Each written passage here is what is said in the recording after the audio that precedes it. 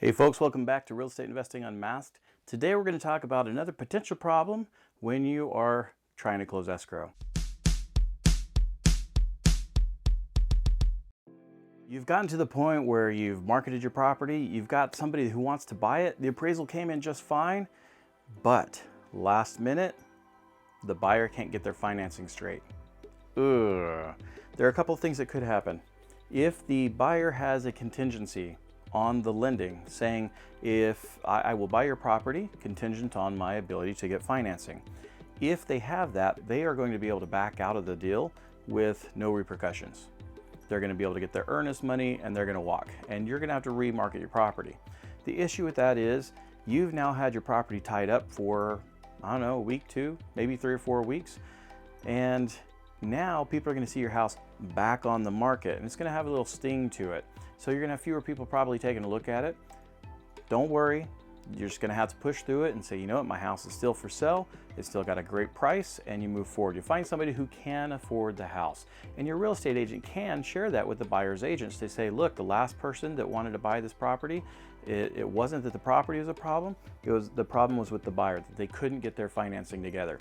I've bought many properties where the previous person that was trying to buy the property could not get their financing together. And that's why the deal fell through. Matter of fact, the house that I'm sitting in right now is one of those. It's one of the properties where somebody came in, they couldn't get the financing, they dropped out, I got a good deal on it. However, you as the seller, don't be afraid. That doesn't mean you have to drop your price. It just means you have to stay stalwart. You have to still keep pushing it and say, no, this is a great property. It wasn't me, is the other person, and rebrand it if you can.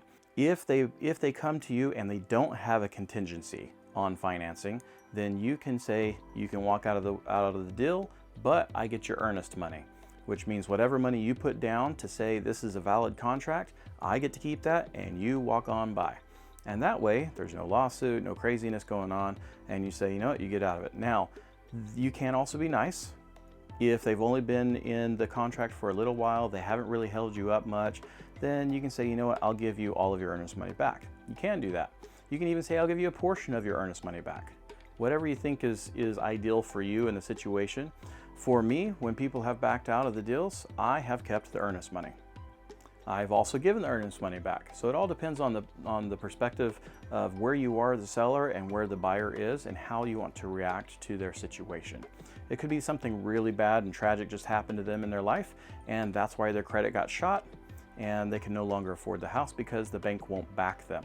You know, if, hey, my kid just got cancer, it was just confirmed, I got to use all my money on that. You know what? I'm not going to keep the earnest money. Somebody just bought a brand new car and they bought a brand new boat while they're in escrow with you and they're trying to buy this house and they just screwed up their credit. You know what? I'm not feeling sorry for you. Those were dumb decisions. You never put your credit on the line when you're buying a big asset. So it all depends on where you are, on how you're going to feel about giving that earnest money back. But if they do have financial problems where they have to back out of the property, it isn't the end of the world for you. You may get a couple of $1,000s out of it, or $1,000. You may get some cash, but in the end, you're going to get you'll either have the same thing you had when you started, which is the house, or you'll have the house plus some extra cash. So it's easier to let people go, and then you won't have to deal with lawsuits because people will sue for their earnest money back sometimes.